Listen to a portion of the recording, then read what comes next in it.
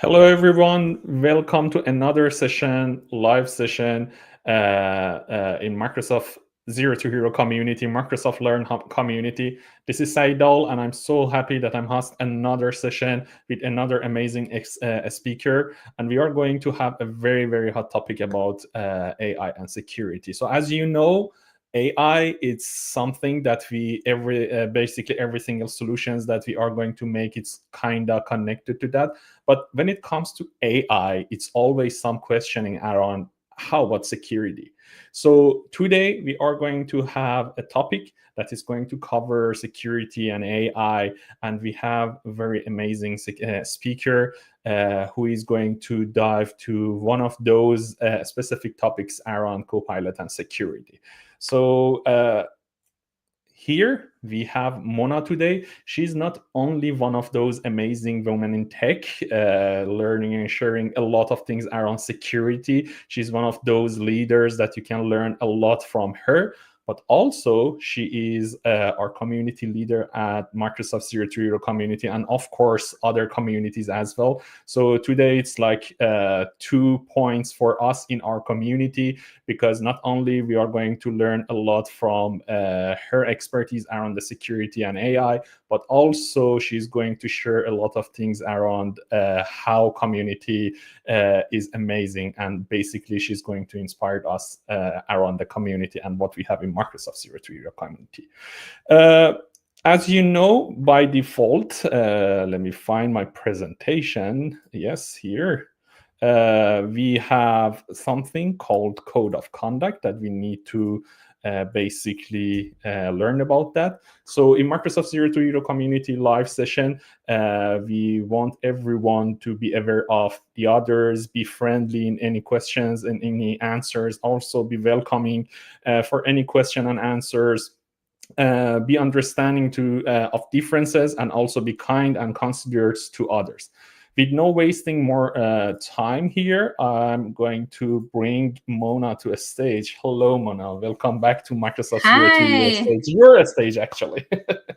Oh, no, thank you for having me on your stage. It's so wonderful to be here as a guest and have an opportunity, like you're saying, to share some knowledge. Yeah, it's amazing to having you, Mona. We always learning a lot from you around security. You are one of those leaders that always sharing those kind of points that you need always have in mind for any kind of scenario solution in any type of organization. So thank you so much that you dedicated your time for today's session. Yeah, thank you so much. Yeah, this was the first year actually that Security Copilot has its own MVP designation. Oh So it was yes. not only exciting to be, I've been a Microsoft MVP for a few years. It's my third year in the program, but it's my first year actually focusing specifically on Security Copilot. I was the first woman in the world actually to get a Security Copilot MVP. So it was a really exciting moment, for me as a woman in tech, to your point.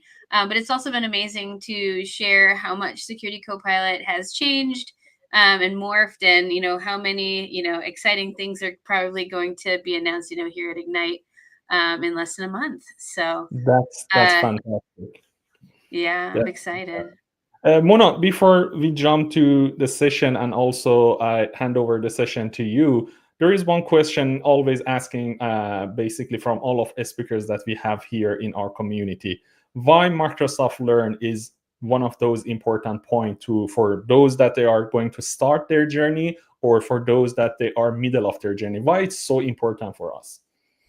I think in this day and age, getting good information, up to date information, and recent updates is harder than ever, right? Yeah. There are so many people out there sharing their views.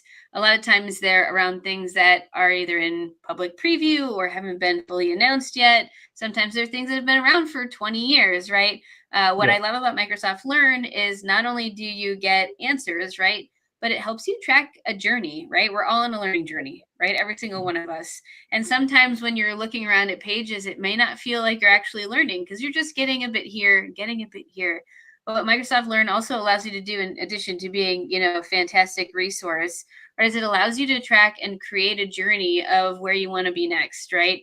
My boss said something really great to me last week. He said, you don't get to your next job being good at what you're doing now. Exactly. Right. And that goes for all of us, right? You get your next job figuring out what it is that you maybe are going to be good at, what you think is going to be important next. And so I think this is one of those moments for me, right, where Microsoft Learn really came in handy. And, you know, for us MVPs, you know that one of the things that we get credit for, right, is helping edit and make sure that those Microsoft Learn docs are up to date. So next time you see an MVP, thank them for being a contributor. And, you know, there are some folks out there who, you know, have done, you know, hundreds of edits on some of these pages. You know, I guess my favorite thing about Microsoft Learn is that it's maintained and organized a lot by people like, you know, Saeed, like myself, other MVPs out there. And it can be a way for you to, you know, if you're listening out there wondering if you want to be an MVP, it can be a really great way for you to start getting your bounds around you, both from a technology expert perspective and also feeling like you can start contributing, right? It's one of those places where the bar is relatively low to contribute. Very true. Very true. Thank you so much that you mentioned about those people that they are actively working on editing Microsoft Learn pages. Kudos to all of them. So thanks so much and appreciate about all the things that they are doing here. So yes, perfect. I'm going to bring your slides to the stage if you share them, Mona, so we can start from there. Yeah, let me do that really quickly here. No worries. Where is my window? I think it's this one. Did I get it? Oops. There it is. There we go. All right. Perfect. Perfect. So people, if you have any questions, just shoot your questions to the comments. Mona will take care of all of those questions at the end of the session. And don't forget, if you have a question and it's a good question, at the end of the session, Mona is going to select one of those best questions to get 50% voucher of any Microsoft certification exam. So don't basically make sure that you are not going to miss this chance. Perfect. Thank you so much, Mona. The stage is yours. People enjoy. Awesome. I'm going to play out. Awesome. Thank you guys so much. So yeah, I'm going to be talking about the future of agentic AI for security operations. And I'm excited to have a chance to be here with you all. I'm going to hope that my screen starts moving here because, oh, there we go. So a little bit of background about me. I have my MVP, as I mentioned, in SIEM/XDR and Security Copilot for the third year in a row I've been in the program. I actually came. Sorry, I interrupted you, but I think you shared another screen. That's why we only see your PowerPoint pages, not the slides. I see. Let me fix that. Let's see. Which one are you seeing? The PowerPoint one. This is the correct one? Okay. It should be, hopefully. Do you see like a little picture of me and a little background? Yeah, it is here. Yeah. Okay. Okay.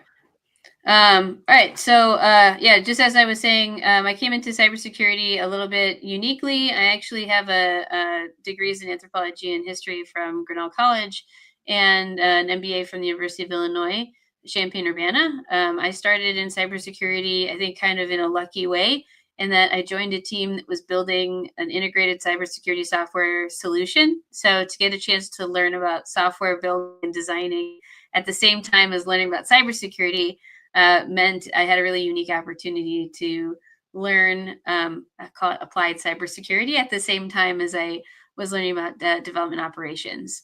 As I mentioned, I'm a board member of Zero to Hero. As Farsi, I also work with another group called Women Rock Stars in Cybersecurity and AI. So shout out to my team of wonderful ladies out there who are learning and growing from each other in this space. A little bit about cybersecurity and SIEM is that SIEM has always historically been seen as a tool that, you know, integrates a few capabilities together. And what we've seen over time is that different parts of the SIEM outcomes are being done not only by their tools, but are being done in different ways. So you can think about when people first started doing security operations or first started thinking about collecting logs, they really started in the scenario one, right, which is more log driven. And if we think about the direction in which we as an organization want to go, right? Everybody wants to start with, I just want to be able to see what's going on. Over time, we start, having automation become a bigger thing, and people start saying, "Oh, wow, what if I used automation not only for, these basic tasks, but some cybersecurity specific things that happen all the time, right? Alert enrichment being a key use case there." And then we saw people start evolving into, well, cybersecurity, it can't just be about log collection. It also has to be about what is going on outside, right? So these are ideas of, threat intelligence or different bad actors, fancy bears doing this or, whatever. And the idea is that that sort of intelligence gives us additional outside context.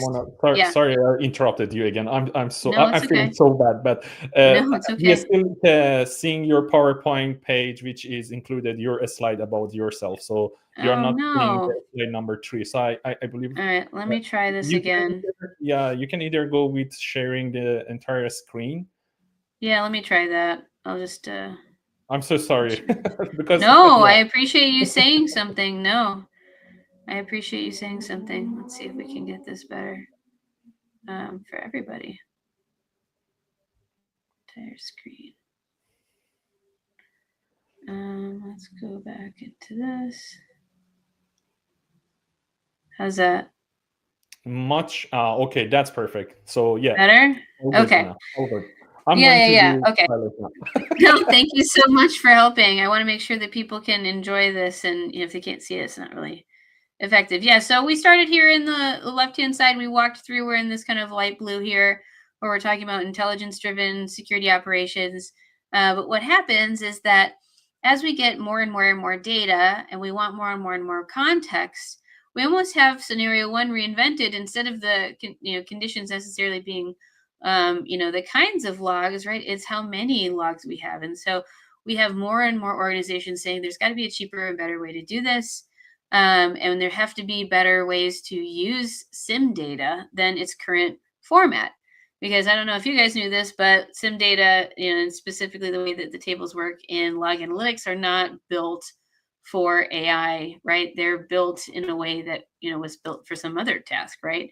So if you were going to optimize even the storage layers, right, for the pieces of AI you may want to use, right, you need a really different format than what you're doing right now. And so Microsoft is currently going through a massive evolution in uniting both SIM and XDR because they want to drive more and more clients to an agentic augmented analyst experience, which I'm really excited about because I think it means we have a chance to reinvent how cybersecurity operations work and how to use people the best of their abilities to do the things that they enjoy. So just a little history lesson, right? Microsoft Security Copilot is an LLM that's trained in security. If you were going to try to build this yourself, it would take you eons because the amount of data Microsoft has, security data Microsoft has to train a model, it's probably more than anybody else out there in the market, right? Just in terms of sheer volume, right? I think they're in like the trillions, petabillions, whatever comes after that, of security data. And Microsoft used to talk about Security Copilot kind of like this, right? Which was that there were, these ways to talk to the tools. You have your third-party plugins. There was a lot of questions about where is the data going? What direction are things going in? Whose responsibility are what things, and what is Microsoft doing to kind of secure and control those things, which is kind of where Saeed started this question. And I think what we've seen over time is that Microsoft has really evolved the way that they talk about Copilot for security, or Security Copilot. In addition, they changed the name since this slide, right? But the point is that this used to be the way that people talked about Security Copilot, and like I said, it was really focused on where is the data going and how is it interacting. And I think this is one of the biggest takeaways and things that Microsoft, I think, did right in some of the visualizations for Security Copilot, is that you really get a nice kind of tree view of the decisions that are made in a visual diagram as it's going through the various prompts. So I think as you go through and test some of the Security Copilot things yourself, you'll see some of these tree diagrams. I think I have some of them in this deck too, but we'll go through that in a little bit. The way that Microsoft is kind of thinking about the future of a lot of these different pieces is that this underlying layer where the data is stored, right? This idea where things are in log analytics. Log analytics are expensive. It's good for hot. It's not really great for cold storage. So what Microsoft has introduced is called the Microsoft Sentinel Data Lake. I'm really excited about the data lake because it's much cheaper to store massive volumes of data, and it's built and enabled for those same AI use cases that we were just talking about. Which means from our perspective as learners and doers, we can take all of the data instead of from the last 90 days, right? And we could potentially threat hunt over a year, 10 years worth of data once we collect or once we insert that kind of data into something like the Sentinel Data Lake. The Microsoft Graph is a different kind of way of interacting with a lot of the data lake data. And I think from a builder or a doer perspective, the graph now represents the main way to interact with a lot of the information that's in the data lake. There's some really cool stuff around MCP servers and other ways of talking to the data lake and the graph that are going to reinvent what we see and how we see things, right? A lot of the UI experiences that I think a lot of us are comfortable with are the things that probably will get changed first. And I think it represents a really great opportunity if you're not in the Microsoft security community or the what they call the CCP program, that you can learn more and participate in some of the private previews and things like that through a lot of these programs and learn more about what's going on. So the other question that I think comes up a lot when people are learning about Security Copilot is, what does the security for Security Copilot look like? What do you actually do to ensure that one of these agents or one of the AI experiences that have potentially some of the most important data in your environment, like how do you make sure that you actually audit and monitor what's going on in Security Copilot just the same? And I'm really glad that people are asking those questions, because security agents should not be absolved of any of the rules for security. If anything, they should be the shining light example of what good looks like. And so, for those folks who are wondering, how do you audit something like Security Copilot? And, there are kind of three main ways. One is to do the audit logs and see some of the audit logs in Purview in what's called the Unified Audit Log. The second is another part of Purview, which is called DSPM for AI, right? That's kind of controlling, what AI applications or what AI integrations exist within your organization, and it's an easy place to put the kind of generalized controls for all kinds of other third-party AI apps as well.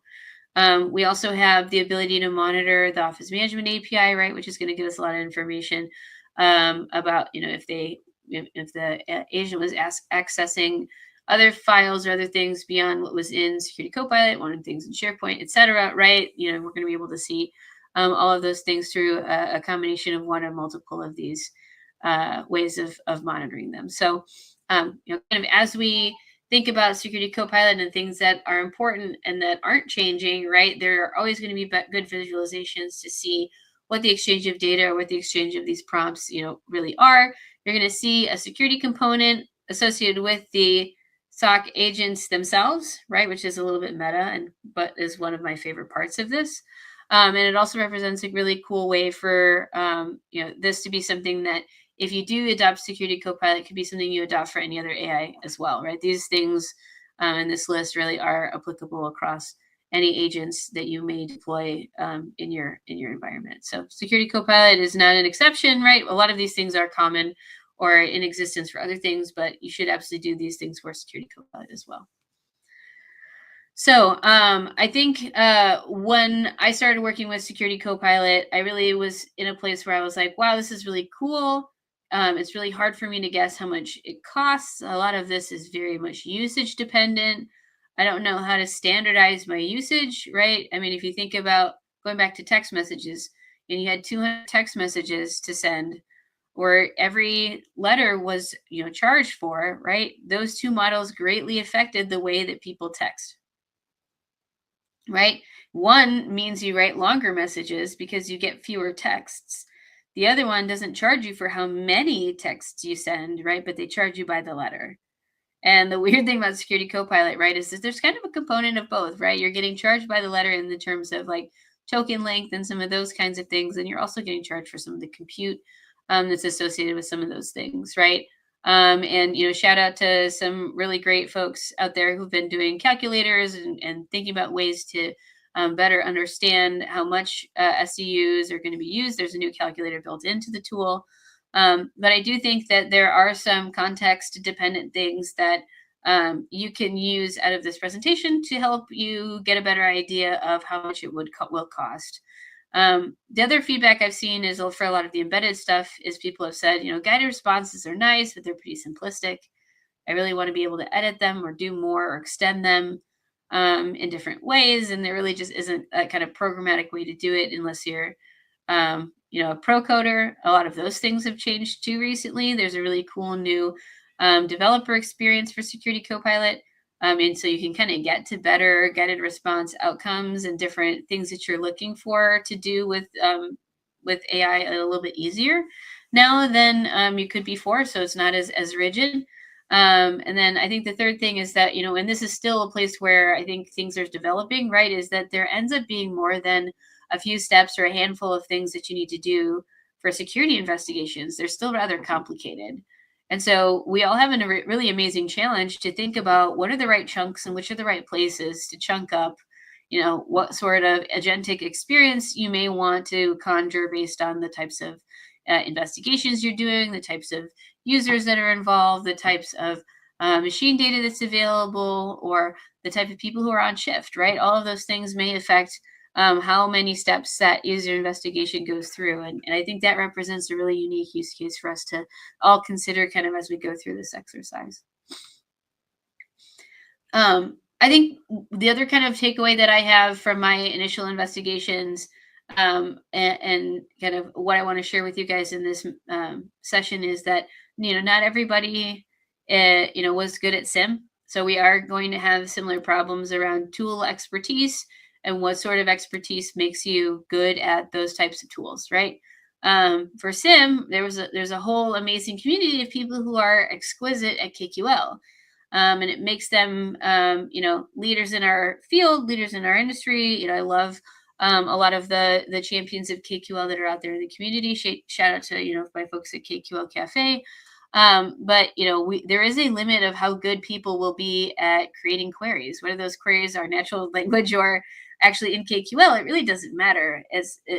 How much grasp you have of the English language matters, how comfortable you are with the tool and its responses matter. But the other thing we kind of learned is that, the tool itself is only as good as the content you put in it, right? And so in a lot of cases, people who are looking or using it Security Copilot, right, is really your answers are going to be dependent on what it's connected to. If it can't see it or it can't explore over that data, you're not going to get a whole investigation. So we're having the same problem with Security Copilot where it's only as good as the things you connected to. The other things from SIM that I think are really promising that I think you can translate into the Security Copilot problem is this idea of where automation already exists. Where automation already exists and is potentially failing are some of the best places to start turning into AI workflows.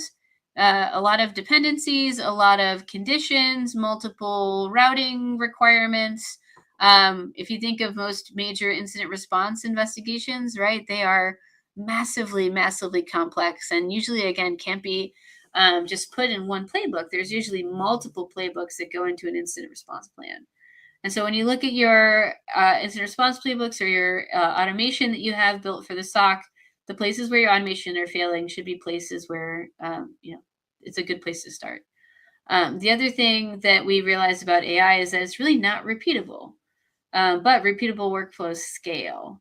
So it's not necessarily always about having AI that can scale. It's about how you decide to scale the information the AI may provide. So a lot of times it's about the synthesis or a collection of that data. And it's going to be some of what I spend a little bit more time talking about for the rest of this call. So for those of you who are maybe not native English speakers, I'm going to do a little sentence structure analysis and education for you guys. For those of you who don't know, my mom is an ESL teacher, so I kind of come by this naturally. But, I think if you're ever working with any tools that have to do prompting, whether they are Security Copilot or not, I think these are really, really great takeaways. and ways to help you become better at some of these prompting constructs and thinking about how to scale prompting a little bit differently. So when we talk about sentence structure, the common denominator is something called syntax, right? Every sentence follows syntax. And I put 3 examples here. The girl and boy jumped happily. The girl and boy happily jumped. And happily, the girl and boy jumped. Now, if I asked you to draw out these 3 pictures, I think all of us would actually draw out the pictures in a different order. And in fact, we may draw the pictures differently entirely. This is a great representation of what actually ends up happening when you type things in AI. It may not seem like there's that much difference, but one word in the sentence changes the syntax significantly. So if I was going to say the girl and boy jumped happily, I would draw a girl and boy first. But if I said happily the girl and boy jumped, I would draw their faces in whether they were happy or not before I drew whether they were girls and boys. Right? So I really want you guys to think about this every time you're writing a prompt, whether you're doing it for fun or for work, because these types of minutia matter when you're talking about things like natural language, because natural language still follows syntax and patterns just the same as these query languages do. They just happen to be patterns that are in readable English instead of in machine context. So I have some other examples of syntax in action just in that cybersecurity context. I want to go through them with you and just give you some more examples of just how differently even you and I would think about answering these questions just based on how they're written.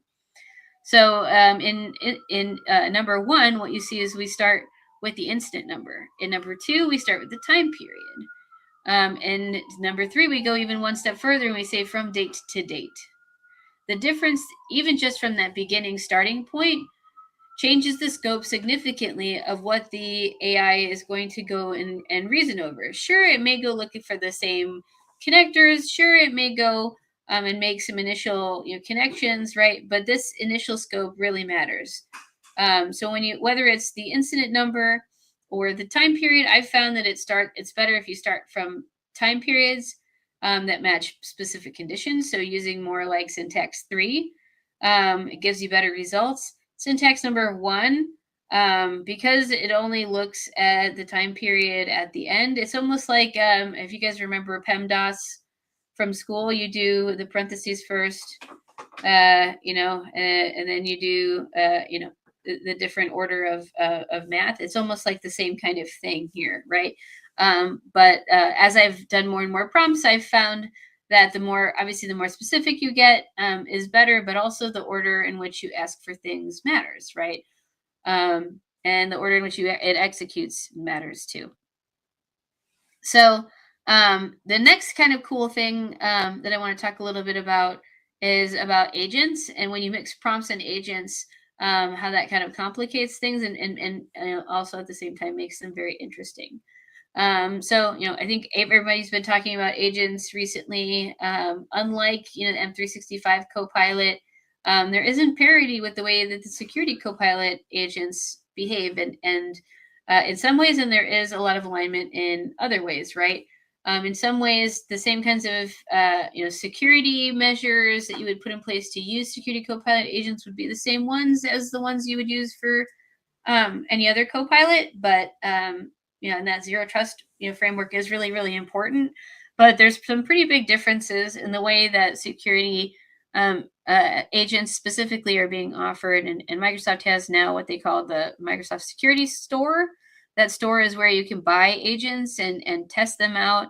There are ones from Microsoft, there are ones from partners, but both of them represent really, really cool opportunities for you to kind of test drive cars that are already built before you decide you want to build a roadster, if you want to use that kind of an analogy. These are just some agents that are available right now. There are going to be a lot more, hopefully announced soon at Ignite, so stay tuned. But what you see here are Microsoft's own agents. A lot of these are ones I've tested and really are an amazing opportunity for us to engage with data differently. I like the Intune vulnerability remediation agent a lot because a lot of times it's about the handoffs and what to do where things get lost in translation. And so with something like the Intune vulnerability remediation plus SOAR integrations or ServiceNow integrations, right? You can easily streamline the whole vulnerability remediation workflow when something like a big 0-day comes through and there's just a lot of things to patch, right? So think about that as a really cool use case. This conditional access one I think is also very interesting. But yeah, I think Purview and some of these alert triage agents, for those of us who aren't Purview experts, makes it a little bit easier to triage things that we're not as familiar with. So your SOC doesn't have to be as versatile if you don't have the people or the time. So I think some of those are also some really cool use cases. Something that I've been talking a lot about with people is what a security agentic AI framework really looks like and what sort of things are in our future. And I've been trying to figure out what makes sense for integrating multiple agentic ideas with each other. And I think some of the stuff like agent-to-agent frameworks just came out within this year, and I'm positing some stuff that doesn't really exist yet. But I think if you take this idea of syntax at the smallest level, and then you start adding in agents, and then you start adding in multiple agents, then the problem that syntax or the necessity of that syntax being good is even more important because you're orchestrating between so many different things. So as you kind of learn and grow about Security Copilot and you learn about these different agents, I really urge you guys to push and stretch yourself about thinking about how those agents may work together with each other, may work together with common SOAR platforms, and share what you find with me. I'm always looking to hear from other people who are researching and developing some of this stuff, and I think it's a great place for us to build and grow and share more with each other. And I think it's also interesting that as we think about the Security Copilot LLM itself, agents that sit on top of it, and potentially agents that use other LLMs as security, risk, and boundaries that we need to protect for both those workflows to work properly and for those agents to be secure, mean that we also have a reinvention of some of our SIM monitoring and the way that we do detection and 24/7 monitoring for a lot of those assets. And so I urge you all to also consider whether or not you, like I said, have the right log sources to monitor some of these new tools. So the last thing I'll leave you with is a fun exercise you can do at home. In a lot of the other Copilot experiences, you have this idea of different prompts or different prompts to try. There are, plenty of fun things to look for and use out of the box with Microsoft. But there's no editable prompt gallery, right? It's not like I can take any of these, easily change them. I have to kind of copy them, edit them, modify them pretty significantly. I wish there were fun ways to do these, but I think you can still make your own prompt card gallery and use a CI/CD pipeline to build and maintain those prompts and prompt books.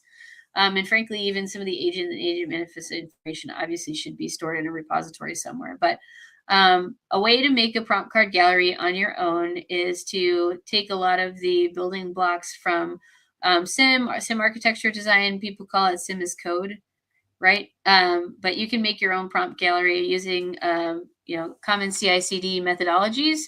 What I'm going to recommend is a couple of design goals and things for you to think about as you build your own repos. Prompt cards are meant to be shortcuts, right? So shortcuts mean ways to standardize things, ways to keep things modular, and way to make sure that everybody can still understand what it is that the prompt is trying to ask for.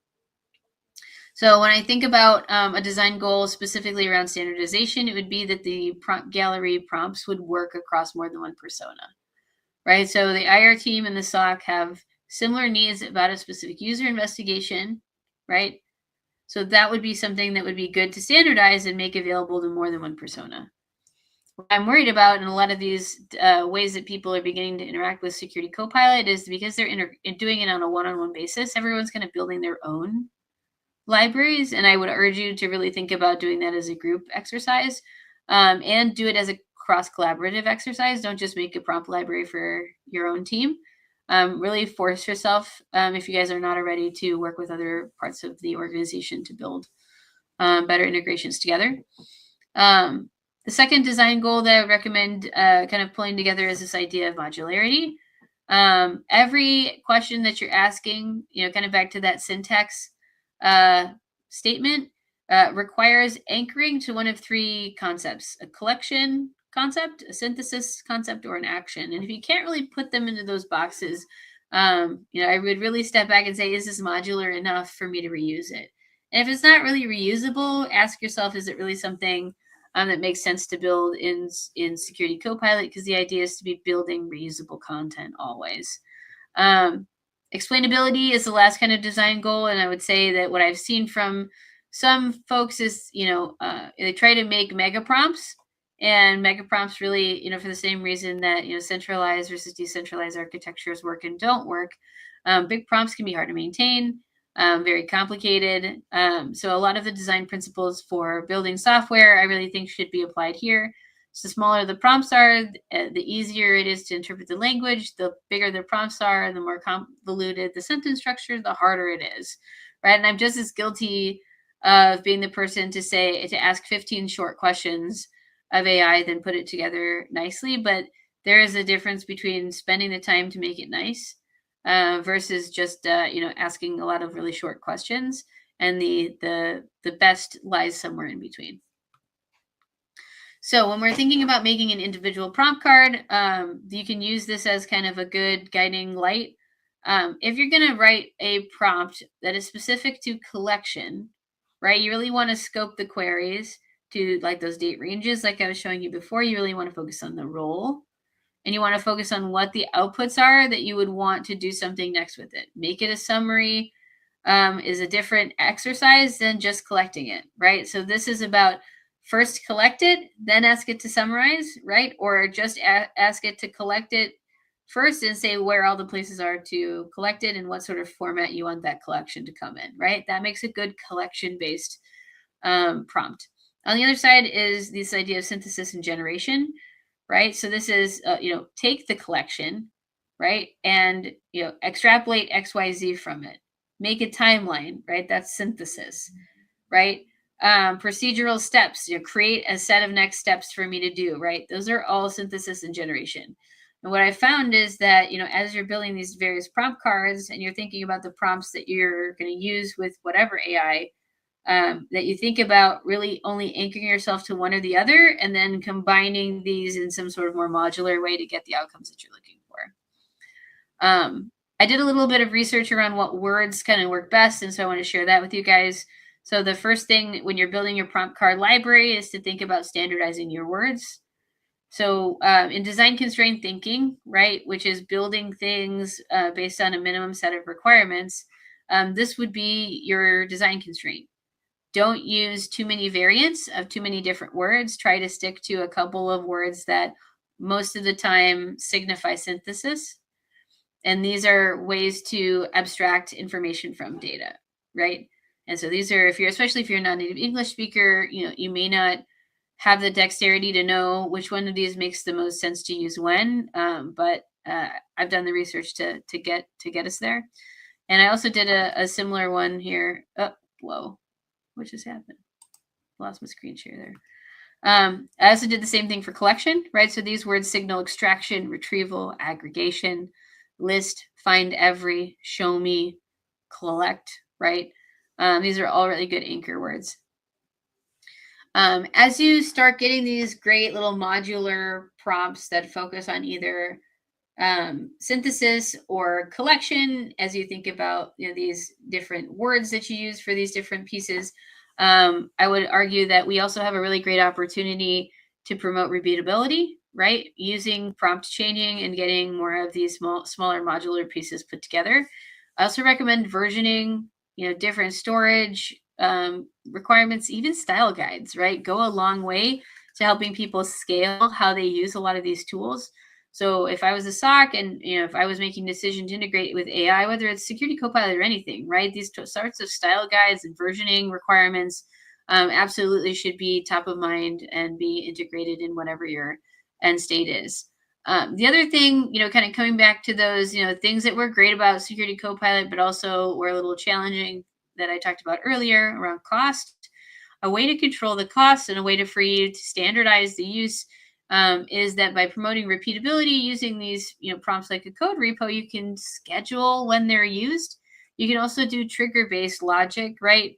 And if you know that you're only going to run these routines once a week, or you want to run them 3 times a week, that gives, and the prompts look like X or Y, right? Then you can have a way better idea of estimating how often these things are going to be used. And again, like, you can't really just jump into the Security Copilot world and be successful. You have to look at the workflows and look at what sort of things are done on different intervals. Examine if those intervals are the right intervals, and think about how to optimize the intervals and the data exchanged at those intervals in different ways. So in summary, as you think about this idea of syntax and Security Copilot, and even prompting within security contexts, this idea of Mad Libs and standardizing the syntax is more and more important than you may think. I think a lot of people get stuck in the architecture and the integrations and like getting the agents deployed. But the real fun is kind of after all that, when you're actually interacting with these agents. And I think that there's a really great opportunity to take the out of the box stuff that Microsoft has built and extend them in small and different ways to get us to better places. And it's unfortunate that Microsoft doesn't have that out of the box, but hopefully you can see how you can build some of those things on your own with the right design principles and the right ways of thinking. Obviously, AI is not a replacement for automation at this point. Hopefully, you guys can see that automation is a key enabler of AI, and being able to chain some of these prompts together really are where things begin to unlock, whether those are agentic experiences or just kind of directly querying Security Copilot. The last thing I'll just kind of call out is this idea of versioning and saving different sessions, right? There's different parts of Security Copilot that allow you to save sessions or reference sessions back, but a lot of them are user context specific. So be aware of how and where you're saving your different prompts, because at the end of the day, I do think this is something that's better shared with others than having your own prompts in your own corner. So hopefully you enjoyed this talk. If you have questions or want to engage more with me, you certainly can find me on LinkedIn. But I hope if you guys have any more questions or need anything else. Yeah, amazing. Thank you so much, Mona. It was so nice. We've got a lot of information from you, and it's always great to listen about things that you are sharing with us. Thank you so much. We have several questions here from Mehdi. So the first one is, thank you, Mona, for the informative presentation. Has the prompt enhancer been introduced to Security Copilot? If prompt isn't clear enough to plan properly, will it ask clarification questions? So the agents that Microsoft has introduced really don't have quite that level of enhancement built into them yet.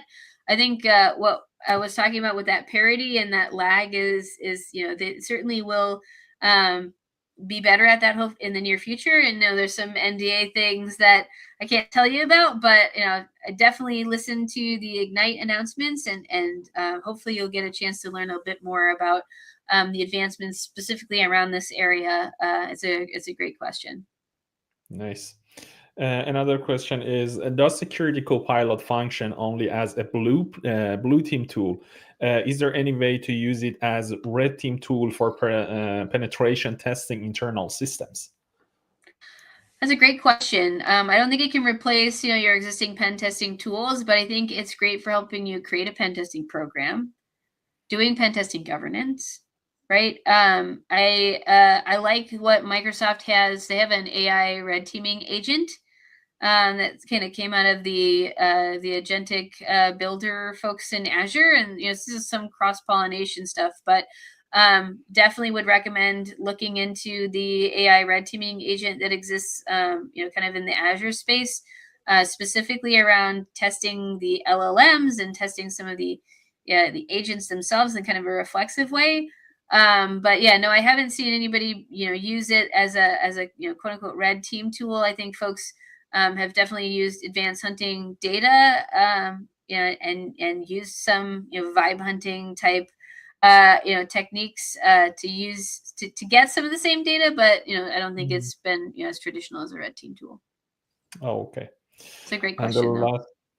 the last question is there a tool to benchmark to a set of different prompts for the same incident or scenario, comparing the outcomes from Security Copilot to optimize syntax over time? There isn't one, but I definitely think that if you built it, that a lot of people would enjoy it, Matty. I do think like that, and thinking about this kind of syntax optimization is a really unique way to think about value. And I think that, if you have an opportunity to do some, projecting on your own, I would love to review anything that you would build. And I definitely think that there's a huge opportunity for more transparency on the end user side, to not only see the kind of variance in successful responses, but to your point about optimization of the syntax, I think that is an amazing addition to the community that you can make if you are looking to get invested. Nice. That's very perfect. enterprising of you. Yeah. And another questions: does Security Copilot have templates to check internal system and provide a comprehensive checklist for SOC or SOC 2, for example? Yeah, so you could definitely use Security Copilot to help you create GRC specific documentation, help you answer audit questions. I had a CISO who thought about using Security Copilot just right before they have an audit for like 3 weeks, 4 weeks, do it for a month, right? Just to help you. Again, this idea of collection versus synthesis is so important here, right? If you have a problem around collection and you're trying to answer questions for something like a SOC 2 audit, you can absolutely build prompts to help you focus on just that audit process. I will say there are other parts, again, in Azure and in Microsoft that, have checklists built in already, have ways of doing these things. And a lot of it is dependent on what those internal systems are. I'm here in the United States. We have a thing that CISA put out called Scuba.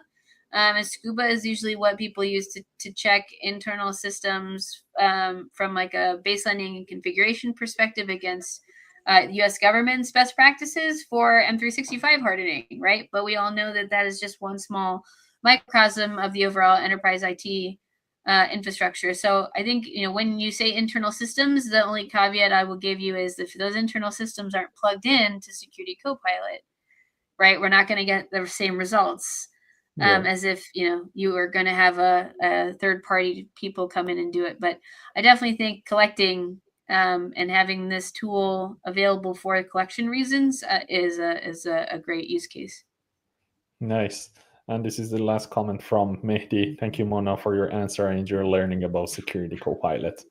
Oh, yeah. No, my pleasure. I thank you for bringing such fantastic questions. I think you have a very enterprising way of looking at this, and would love to connect more with you on your ideas later if you want. Nice. One question from me, Mona, because thank you, Saeed. I think this was great. I appreciate it. Yeah. Basically, there is a question around the area, my expertise area, which is, as you know, it's all about how we can bring technology to the edge to be able to use that for on-premise resources, data centers, and so on. So, for example, for the Azure resources, or now about AI, we can bring those technology to the edge and leverage edge resources like IoT and so on. How does it look like right now about Copilot security? What kind of solutions we have around this amazing solution? I would love to build some IoT, OT specific prompts with you, Saeed, given your expertise. I think it's something where the power of AI really is in being able to scale yourself, right? You have such amazing knowledge about how to do everything from monitoring, deployment, right? Those things matter when it comes to security, right? And so I think it would be an amazing opportunity to share and scale your knowledge for folks who really don't. Right? We say in Persian, right? They can't even come to, to your feet, right? But I do think that, if you're out there and you're an industry specific person, right, bringing that knowledge into something like the Microsoft Security Store is an amazing opportunity to monetize, frankly, some of the knowledge that you have. So, okay, that's really nice. So basically, currently we can say Copilot security somehow does support that kind of scenarios that we can bring the security into the edge as well by Copilot We Security. absolutely can bring the monitoring of whatever's happening at the edge Yeah. into the SIM, and then we can talk to Copilot for security about that security data, or Definitely. we can bring Security Copilot to the edge to help with things like vulnerability management, and some of those patching use cases, recommendations around where and how to patch some of these systems Absolutely. that are edge systems, right, are much more sensitive Yes. than cloud resources, right? So it may even be more optimal in those cases to use AI to help decide when the right time is to make some of those changes based on the log data, right? You Yeah, may that's find true. that the best change window is best identified with AI, right? Just based on looking at the log data, right? And that's not even True. necessarily a security specific use case, but it's something you can do with security log data that will oftentimes be more repeatable or reliable than some of the operation specific logging, which sometimes just doesn't get enabled. Security Yeah, usually does, right? yeah, So it that's true. represents a really great treasure trove for architects and engineers like yourself to think about new use cases for how you can benefit as well. So thanks for the Yeah. ideas. That's great Oh, ideas. come on. Yes. Okay. We still have Mehdi on fire with his questions. Does Security Copilot come with a RAG feature to connect it our internal Yes. knowledge base? Yeah. Yeah. 100%. Yes, 100%. Yeah. So whether you keep that in Confluence, you keep that in SharePoint, you keep that in some sort of other repository that you can make custom connectors to bring data into Security Copilot, which is now easier to do than ever. But yeah, I've seen quite a few folks either, whether they have them in ServiceNow, Jira, Confluence, right, wherever are other very, very great places to plug data in. You can also upload files. So if you have like an incident response plan, right, you can add your incident response plan. And then, yes, it will be able to bring more context awareness to your investigations in that way as Oh, well. nice. Yeah, that's perfect. So does So, Security for example, Copilot I currently? uploaded Yeah. the some. I just give you an example. I updated some API documentation to help me better build different integrations that I was trying to build Oh, for nice. Security Copilot itself, right? So very, Yeah. what do they call it? Reflexive. Yeah. Yeah, I think Mona, we have to ask you to have another session because I know how much you're working in Copilot security with different scenarios and use cases. So having like 1 to 3 use cases in real data that you are basically dealing with Oh, them yeah. nowadays would I be would love to amazing do for the that. audience. Yeah. I think once Ignite comes and some of the new announcements are out there, I'd love to come back and do a deep dive on some of the agents. There are just so many things to cover in terms of, what's changed and how did we get here and some of the other things I wanted to share with you guys that, I would love to come back and do another session. Thanks for Amazing. inviting me. Yeah, that's really great. So the last question, and then I believe we can wrap up the session. Does Security Copilot currently support multi-cloud deployment scenarios?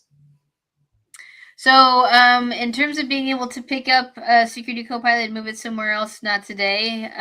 The idea is that you can always bring data from other clouds, and Security Copilot wants to be the place where it really is more of an open policy. Everybody can come and hang out and join.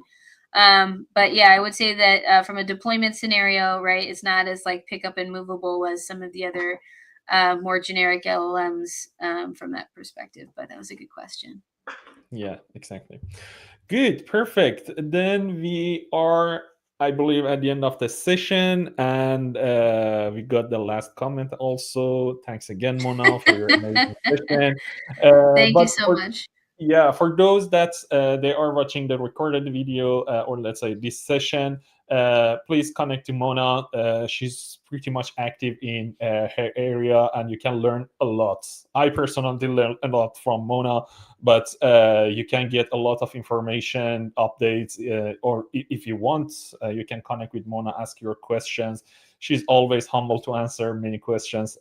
Basically, she loves to be able to help I love people. So questions. I love I know helping. her. Yes, I know her. thank you. Thank you. I have a um, very earnest joy for this stuff. So, yeah, don't be shy.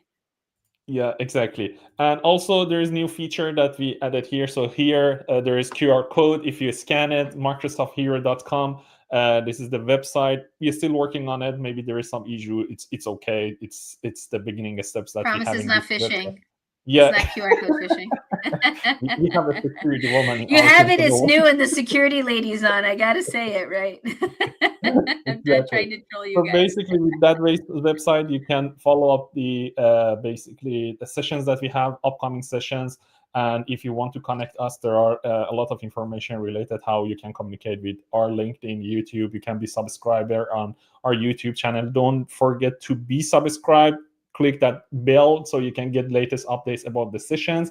And on top of that, there is a form that basically you can select that one and click that one, and also you can be member of Microsoft Tech community under Microsoft Learn umbrella called Microsoft Zero to Hero. So don't forget to follow us in different social medias. So good. With that said, thank you again, Mona. That Thank you so much for the time. It was a pleasure. Thank you, Said, for being an amazing host as always. We'll talk to you guys soon. Thank you. Yeah. Take care, everyone. Don't miss the next session, and wish you a great weekend and enjoy your day. Bye for now.